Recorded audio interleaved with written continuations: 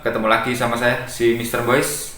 Teman-teman, di video kali ini saya mau berbagi pengalaman, sharing tentang sistem pengapian konvensional pada mobil, dan juga menyikapi karena saya sering melihat, membaca postingan teman-teman yang ada di grup-grup Facebook trouble hilangnya pengapian pada mobilnya.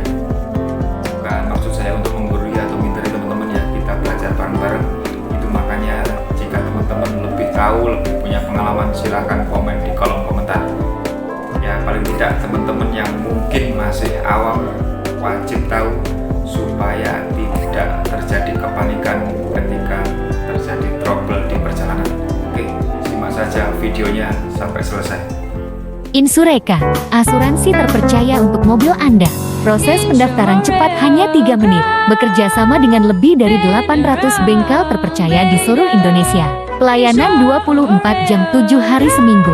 Penawaran terbaik diskon 25% dan 20% cashback. Insureka, beneran beda.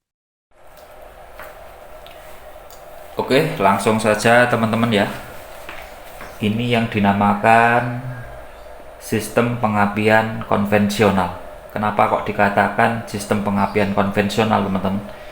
Karena sistem ini dipakai pada mobil-mobil yang lama, teman-teman. Kalau teknologi mobil yang sekarang sudah tidak pakai pengapian sistem ini ya. Jadi ini supaya mudah dipahami, saya terangkan dulu supaya teman-teman cepat paham. Jadi komponen pokok yang ada di sini itu di mobil kita itu yaitu aki, koil, distributor atau delco, kabel busi dan busi, teman-teman ya. Jadi di semua part-part komponen itu ada tugasnya masing-masing, fungsinya masing-masing, sehingga bisa menunjang sistem pengapian pada mobil kita bisa menyala dan bisa berjalan. Nah, kasarannya seperti itu, teman-teman ya. Tapi di sini sebenarnya sebelum ada pengapian ini ada sistem lagi, ada faktor-faktor penunjang lagi supaya terjadinya pengapian ini. Tapi saya bahas yang ada di sini saja.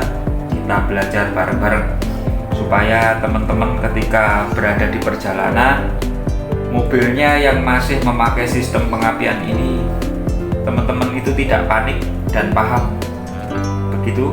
Dan nanti kita bahas ketika terjadi sesuatu di perjalanan itu mogok atau apa, nanti masalahnya kita pelajari bareng-bareng, teman-teman ya. Oke, pertama di sini ini ada aki, teman-teman ya. Ini untuk ilustrasi saja saya memakai akinya sepeda motor. Dari sini dari positifnya ini harusnya di sini itu ada yang namanya sekring atau fuse, setelah itu kontak, tapi di sini saya pakai saklar saja, teman-teman. Terus setelah itu plusnya masuk ke plus koil ini ya, teman-teman ya. Dan di dalam itu ada namanya kumparan primer yang selanjutnya tersambung dengan kumparan sekunder dan masuk ke plusnya platina, teman-teman ya.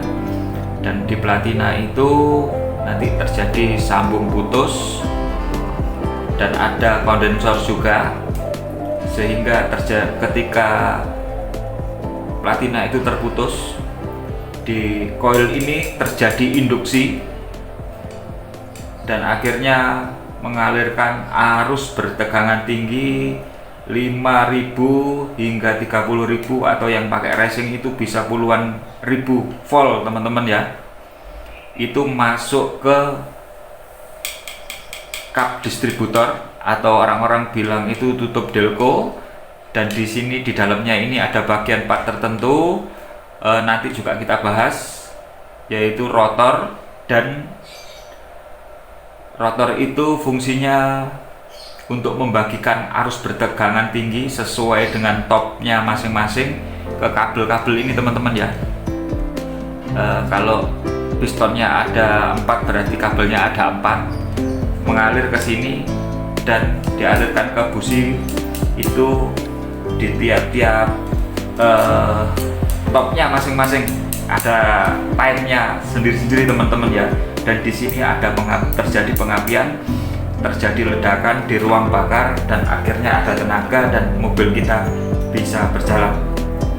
Ya kurang lebih seperti itu teman-teman ya. Dan ini minusnya ini masanya ini ke bodi